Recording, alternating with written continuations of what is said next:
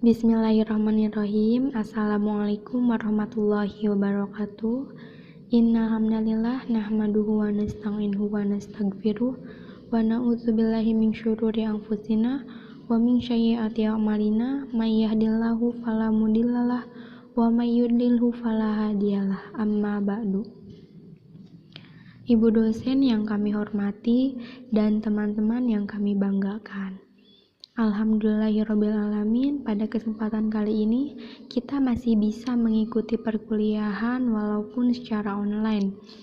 Mudah-mudahan tidak mengurangi rasa semangat sedikitpun pada kita semua. Amin. Di sini kami kelompok 3 yang beranggotakan saya sendiri, Ridawati Nur Azizah, yang kedua Nuri Fatihatul Aulia, dan yang ketiga Hidayati, akan memaparkan tentang sistem pengarsipan dalam dunia pendidikan. Nah, untuk yang pertama yaitu sistem pengertian arsip.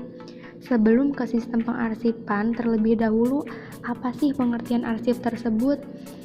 Nah, arsip adalah rekaman kegiatan atau peristiwa dalam berbagai bentuk dan media sesuai dengan perkembangan teknologi informasi dan komunikasi yang dibuat dan diterima. Nah, untuk sistem pengarsipan atau sistem kearsipan adalah cara pengaturan atau penyimpanan arsip secara logis dan sistematis dengan memakai abjad, numerik atau nomor, huruf ataupun kombinasi huruf dan nomor sebagai identitas arsip yang terkait. Sistem ini dibuat untuk mempermudah dalam penyimpanan dan penemuan kembali arsip tersebut. Nah, sedangkan kearsipan adalah suatu proses mulai dari penciptaan, penerimaan, pengumpulan, pengaturan, pengendalian, pemeliharaan, dan perawatan, serta penyimpanan warkat menurut sistem tertentu. Saat dibutuhkan, dapat dengan cepat dan tepat ditemukan. Bila arsip-arsip tersebut tidak bernilai guna lagi, maka harus dimusnahkan. Nah, maksud dimusnahkan di sini apabila ada beberapa arsip yang memang jelas-jelas sudah tidak digunakan lagi atau memang sudah tidak berfungsi lagi, ada baiknya kita buang atau kita pindahkan ke tempat lain. Jadi di dalam arsip tersebut itu memang benar-benar arsip yang digunakan. Jadi di saat kita akan mencari, kita lebih mudah untuk mencarinya. Nah, untuk yang kedua yaitu sistem pengarsipan. Nah, dalam permasalahan yang terjadi di pengelolaan arsip dan kearsipan sekolah yaitu sulit menemukan kembali surat masuk dan keluar yang ada di sekolah.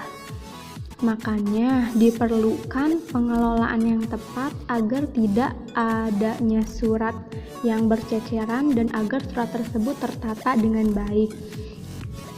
Nah, untuk pengelolaan arsip diperlukan pula metode penyimpanan yang tepat. Nah, di sini ada 5 sistem untuk penyimpanan arsip. Nah, untuk yang pertama yaitu sistem abjad. Pada sistem penataan arsip ini digunakan metode abjad karena penyusunan arsip dilakukan dari abjad A sampai Z. Nah, untuk yang kedua yaitu sistem masalah. Pada sistem penataan arsip ini penyimpanannya berdasarkan masalah di mana surat-surat dikelompokkan ke dalam daftar indeks untuk menentukan masalah yang ada pada surat tersebut. Nah, untuk yang ketiga yaitu sistem nomor. Pada sistem penataan arsip ini penyimpanannya dilakukan dengan sistem penomoran. Nah, penomoran ini digunakan sebagai ganti dari nama orang atau suatu badan. Nah, untuk yang keempat yaitu sistem tanggal. Pada sistem Penataan arsip ini, penyimpanannya dilakukan berdasarkan urutan tanggal, bulan, tahun, yang mana dijadikan pedoman untuk pengarsipan. Nah, untuk yang terakhir yaitu yang kelima, sistem wilayah. Nah, pada sistem penataan arsip ini, penyimpanannya dilakukan berdasarkan wilayah di mana surat tersebut berasal. Nah, surat disimpan dan ditemukan kembali menurut kelompok wilayah atau kota.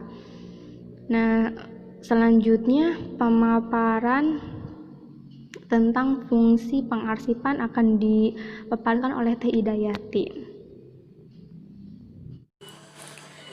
Selanjutnya, saya akan menerangkan tentang fungsi arsip.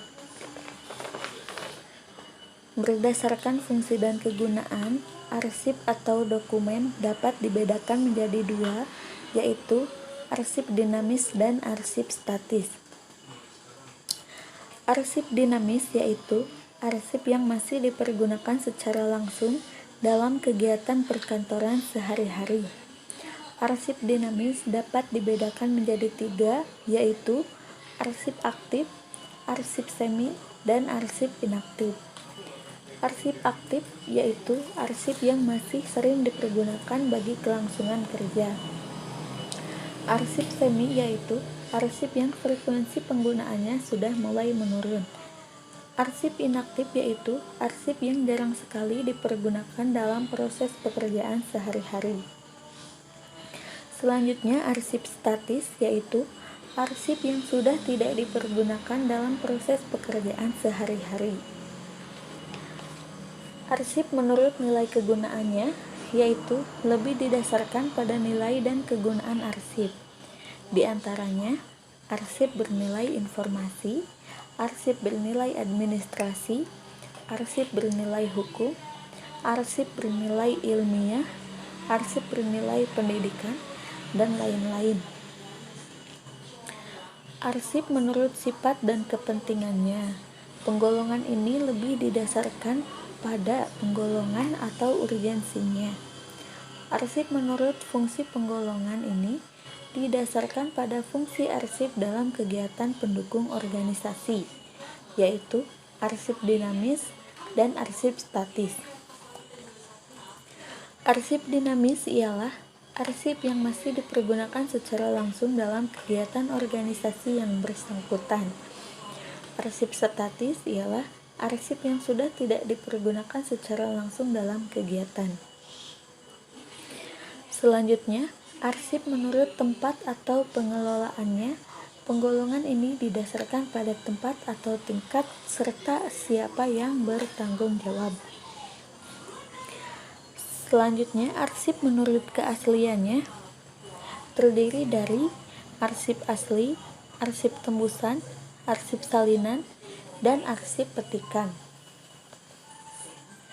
Arsip asli yaitu dokumen yang langsung terkena hentakan mesin ketik, cetakan printer, serta tanda tangan dan legalisasi yang asli yang merupakan dokumen utama. Arsip tembusan yaitu dokumen kedua, ketiga, dan seterusnya yang dalam proses pembuatannya bersamaan dengan dokumen asli, tetapi ditujukan pihak lain selain penerima dokumen asli. Arsip salinan yaitu dokumen yang proses pembuatannya tidak bersama dengan dokumen asli, tetapi memiliki kesesuaian dengan dokumen-dokumen asli.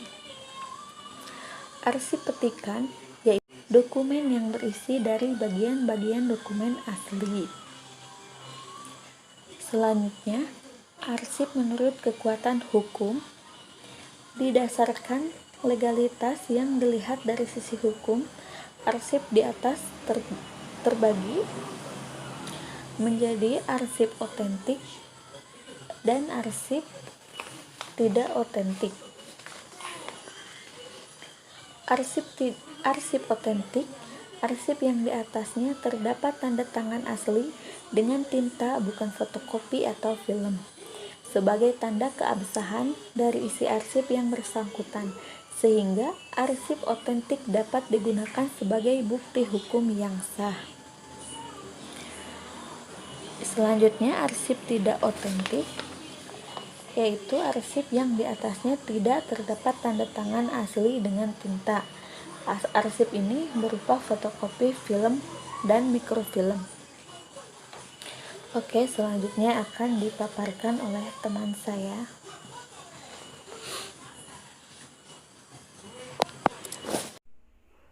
Oke, selanjutnya saya akan menjelaskan tentang kegiatan yang harus dikerjakan oleh seorang pengelola arsip. Dalam pengelolaan arsip, tentunya harus ada seorang pengelola yang mengemban tugasnya dengan baik dan dengan segala kegiatannya. Berikut beberapa kegiatan yang harus dikerjakan oleh seorang pengelola arsip. Yang pertama, yaitu kegiatan penciptaan proses pembuatan dan penerimaan arsip. Yang kedua, kegiatan penyimpanan dan penemuan kembali. Yang ketiga, kegiatan penyelamatan. Dan yang terakhir, yaitu yang keempat, kegiatan penyusutan. Dalam pengelolaan arsip yang dilakukan di sekolah harus benar-benar teliti walau tidak seteliti organisasi. Di sekolah, kepala tata usaha harus cermat dalam melakukan pengelolaan dan membentuk unit dalam tata usaha khusus untuk pengelolaan arsip dan kearsipan. Nah, dari awal sampai akhir dapat saya simpulkan bahwasannya sistem pengarsipan atau sistem kearsipan adalah cara pengaturan atau penyimpanan arsip secara logis dan sistematis dengan memakai abjad, numerik atau nomor, huruf ataupun kombinasi huruf dan nomor sebagai identitas arsip yang terkait. Sistem ini dibuat untuk mempermudah dalam penyimpanan dan penemuan kembali arsip. Sekian mungkin dari kelompok kami. Mohon maaf apabila masih banyak sekali kekurangannya. Wassalamualaikum warahmatullahi wabarakatuh.